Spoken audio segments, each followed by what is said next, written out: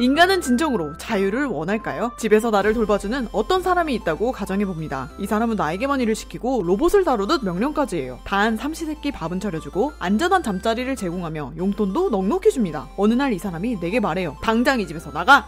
땡전 한 푼 없이 말이죠. 과연 우리는 어떤 선택을 할까요? 부당한 권위로부터 탈출해 자유를 획득할까요? 억압을 견디더라도 안정 속에 기생하며 살까요? 파시즘과 나치즘이 창궐했던 시절, 에리 프롬은 권위주의적 국가의 인간이란 주제로 이 문제를 톱어봅니다. 1941년 자유로부터의 도피라는 제목을 달고 세상에 나오죠. 프롬의 입을 빌려 이번 시간엔 자유를 갈망하지만 자유로부터 도피하는 인간의 부조리한 이중성의 원인에 대해 이야기해봅니다. 중세 이후 개인의 자유는 확장됐습니다. 자본주의의 생산성은 인간을 굶주림으로부터 해방시켰고 종교개혁은 자신의 운명을 스스로 개척해 나갈 권리를 주었죠. 그러나 오히려 인간은 자유를 환영하기보다 안정을 그리워합니다. 소속을 바라고 평온을 원하며 자유는 고독이나 외로움과 같은 말로 추락하고 있죠. 왜?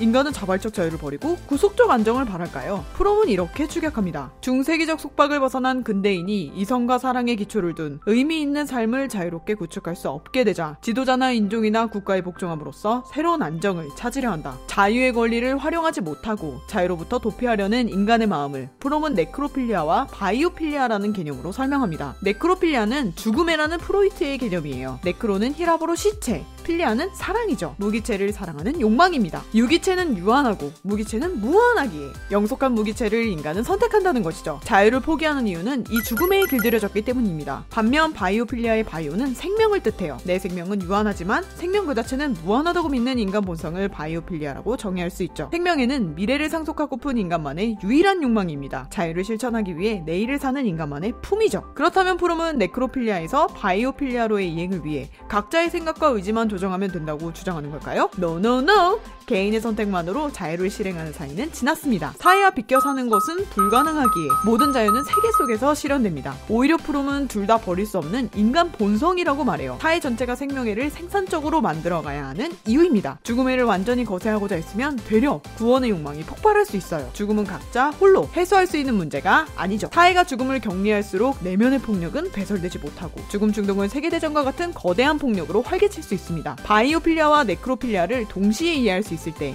인간은 생산적 생활 속에서 다른 세계를 창안할 수 있어요. 저출산 문제를 생각해봅시다. 새로운 생명의 탄생은 분명 바이오필리아이지만 아이를 출산하는 산모에게는 엄청난 고통이죠. 사회가 산모의 탓만 하고 생명에 대한 애착을 물리적, 윤리적으로 보상하지 않는다면 아이를 출산하려는 욕망은 축소될 수밖에 없습니다. 출산의 고통이 다시 감당할 수 있는 도전적 과제로 승화될 수 있을 때 세계의 엄마는 둘째와 셋째 출산을 두려워하지 않죠. 우리의 인식과 더불어 세계의 인식 또한 바꿔야 자유는 가능합니다. 요컨대 자유는 각자 알아서 해소하는 문제가 아니라 우리 모두가 생산해야 하는 과업인 셈이죠. 프롬은 이 과업의 정점이 풍요로운 사회라고 주장합니다. 자유의 최종 신급이자 세계의 지향점이죠. 그의 말을 들어봅니다. 인생의 목표는 삶에 열중하고 완전히 태어나고 완전히 깨어있는 것. 우리가 세상에서 가장 소중한 존재이긴 하지만 벌레나 풀보다 소중하지 않다는 사실을 깨닫는 것. 삶을 사랑하는 한편 죽음을 두려움 없이 받아들이는 것. 삶에서 마주하는 중대한 문제들에 대해 불확실한 상태를 받아들이는 것. 그럼에도 우리의 생각과 감정을 믿는 것. 혼자 있을 수 있는 한편 사랑하는 사람과 모든 살아있는 것들과 하나 되는 것. 양심의 목소리를 쫓고 자신에게 외치는 목소리를 따르는 것. 그리고 우리가 그 목소리를 쫓지 않을 때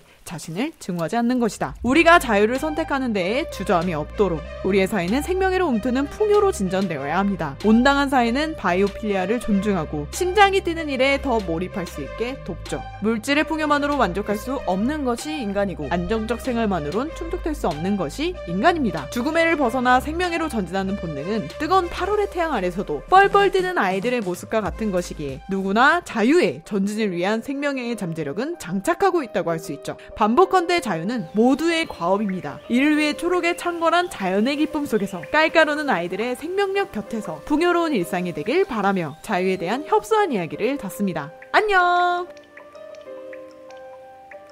Paper Renaissance